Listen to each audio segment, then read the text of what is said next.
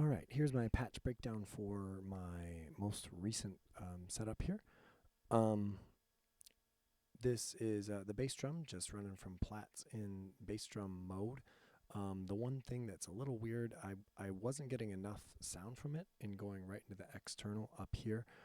So what I actually have it running out of is out of the aux output.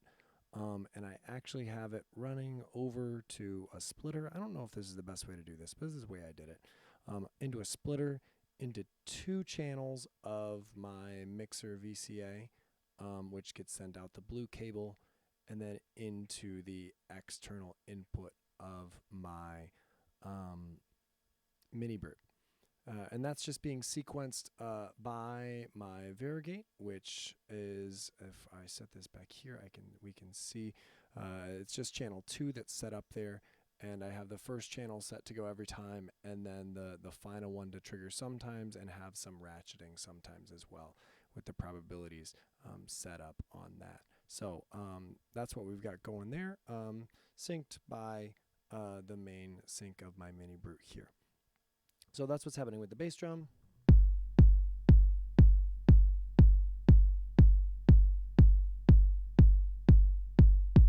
You can hear that's the sometimes ratcheting and sometimes not playing at all on this 16th right there. So that's what that's running through. And then the unique thing that's happening with my the oscillator 2 is just running from, I've got a VCV rack set up here so that my Minilab can control the sounds that are going on. My oscillator 2 is just, I guess I should explain what I have patched up over here in order for this all to make sense. So the main thing is that I've got these velocity and pressure tracks set to be my gates. So here on my velocity track, it's set up on gates, and I've got them some shortened, some lengthened to give an interesting rhythm here. This one's tied over to that one. Gates of different lengths, and those are being sent out. You can see right here being sent out to trigger the AD envelope. These gates in this that are being sequenced are going to constantly open and close the volume. So this AD is still controlling the amp, and then the ADSR here is being triggered by my playing as usual. So the filter is being opened by me playing, but the actual volume is being controlled by this sequence of gates that is constantly going once I hit go, which is why this oscillator 2 is giving me this kind of stuff happening. And if I shorten up the decay here, you can hear the individual hits of the gates. You can hear that tied note in there as well.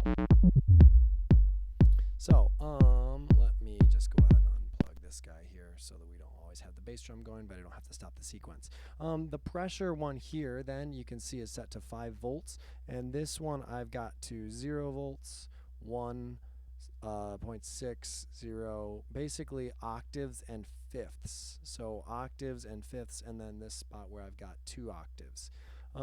So that pressure one is going out to a VCA where I turned it up most of the way, but not all the way. And then that's being sent into the main FM of oscillator 1, so that when I have oscillator 1 going here, we get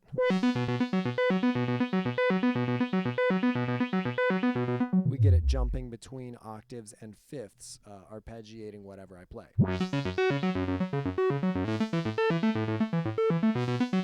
The reason why I had to send it through to this VCA is because if these are set to exactly 1 volt per octave, this doesn't quite get you up all the way.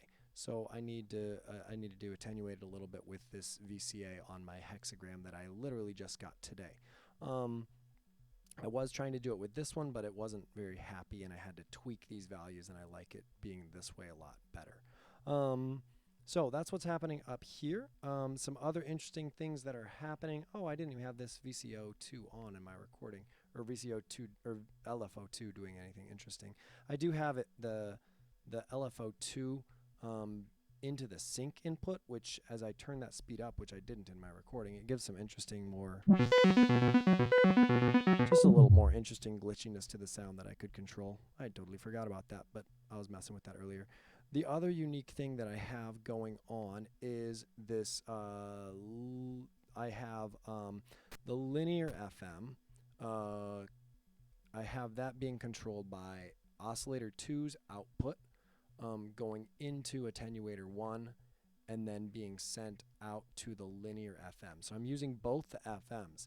This main FM, that's the exponential one, I have set up to be running my sequence here that gives me my arpeggiation, but then this guy here is being, the oscillator 2 signal is being sent in to be an FM operator.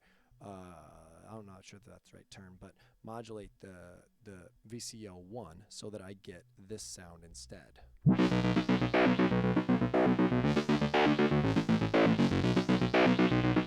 And so that's oscillator 2 being sent into various amounts that I can control through attenuator 1 to be FM controlling VCO1. So I get that different tone. I think that's pretty much it of what's going on here.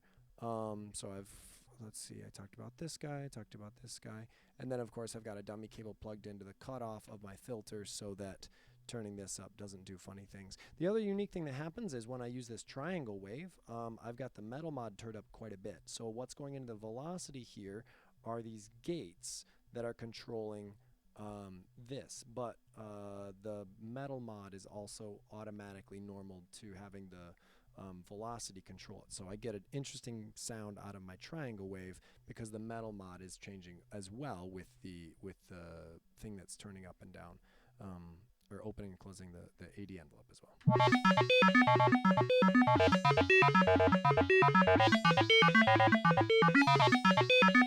So I get some fun things happening there. I think that's mostly it. I do have LFO1 doing some intriguing things with the resonance that sometimes play into it. And like I said, I totally forgot about LFO2 adding in that sync glitchiness as well in my recording. But that's this. Yeah, I literally just got this hexagram today. Got it in here. So I mainly wanted to record this because I liked this patch, but I wanted to be able to mess around with having some more VCAs and running things in a slightly different way. But hope you enjoyed. If you have any questions, let me know.